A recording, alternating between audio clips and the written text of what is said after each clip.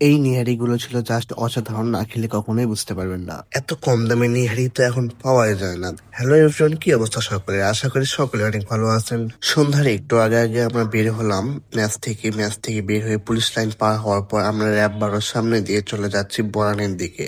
দেন আমরা শাহসুলতান কলেজটা ক্রস করলাম। ক্রস করার পর আমাদের সেই বগুড়ার নতুন যে বনানীর মোড়টা হয়েছে, জাস্ট দেখার মতো, কি আর বলবো, এত সুন্দর লাগছিল সন্ধ্যার আগে আগে।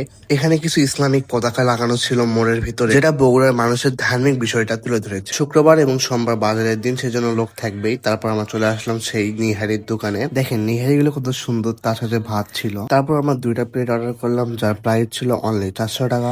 এই নিহারির যে গ্রেভি ছিল, গ্রেভিটা অনেক সুন্দর ছিল, যেটা দিয়ে 1 প্লেট 1.5 প্লেট ভাত সম্পূর্ণ খাওয়া যাবে। এই নিহারির হাড়গুলো ছিল অনেক মজা, যাও খাওয়া সম্ভব, কিন্তু আমরা খাইনি। তো এসব নিহারি অতি কম দামে পেতে অবশ্যই চলে আসবেন বগুড়া বনানী হাটে, রোজ সোমবার এবং শুক্রবারে। তো এভরিওয়ান, ভিডিওতে ভিউ কম আসতেছে, সেজন্যই অবশ্যই সবাই লাইক কমেন্ট শেয়ার করবেন। সবাই ভালো থাকবেন। আল্লাহ হাফেজ।